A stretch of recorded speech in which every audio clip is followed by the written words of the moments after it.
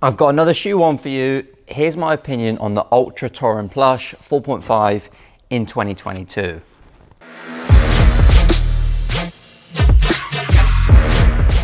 I bought these bad boys in January 21, at which point I was doing a fair bit of running ahead of the David Goggins challenge, the 4x4x48 challenge, 2 duathlons and a triathlon, all of which I did in these shoes.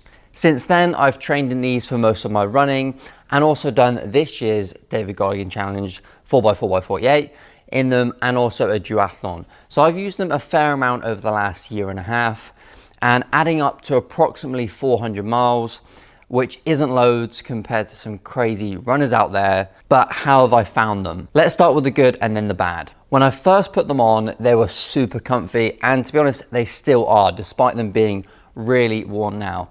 The cushioning is a nice amount and it doesn't make the shoe too heavy, which I was really surprised at. I found it to be a great balance between cushioning and weight, ideal for a lot of training miles and probably best suited to half marathon type distance, but you could easily go the full way, the full marathon in these, but also light and responsive enough for 5Ks. Not the fastest shoe, but not far from it, and also on the comfortable side. So in terms of performance, I would probably class this shoe as a bit of an all-rounder. It's definitely not the fastest, but it's certainly not the slowest, and it's got that mid-level of cushioning, and it's fairly lightweight for that amount of cushioning as well. And if you're a serious runner that does a lot of training mileage, I think this is a great option. I found the entire shoe to be durable, and the rubber grip on the bottom is really good. It's probably good enough to handle some light trails as well. It's breathable, and I love the wide toe box and zero drop since I wear mostly barefoot style shoes, and it's hard to go back to anything with a narrow type toe box. So these fit great, and the zero drop is also a familiar feeling for me. And as you can see, I swapped the laces out pretty much instantly as soon as I got these bad boys. But that was just to make them quicker to get on and off, really, just for triathlons. Nothing against the laces that I had in there originally. Now, do I have anything negative to say about these? And then we'll talk about price as well. But to be completely honest, I don't have anything negative to say about these. They smell pretty bad now, but that's just because I've worn them a lot. I've got no real problems. They've just been super comfortable the entire time. I'm also desperate for a pair of the Ultra Vanish Carbons, but that's not to say I've fallen out of love for these ones for any reason.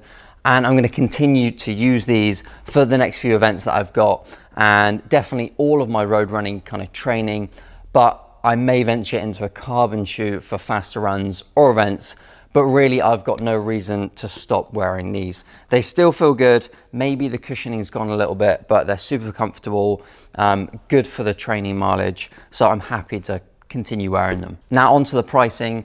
They were pretty reasonable when I bought them, and I'd say you'd be getting a pretty great deal if you opted for these now, because obviously they've brought out the Torin 5, so you can get these at a slightly discounted price, and I don't think there's much of a difference between the two models. So I think you can get a really good deal for these. Definitely good value for money. They're probably a fraction slower than some of the newer or some of the racier type Ultras out there, but these have been really good, and for the price, I think that's really decent. Just something that I didn't really touch on, and that is the upper. The upper is really comfortable. It's kind of like this woven, light kind of knit material, and it's really breathable, like I said, but it's also super comfortable, and it works really well with that wide toe box.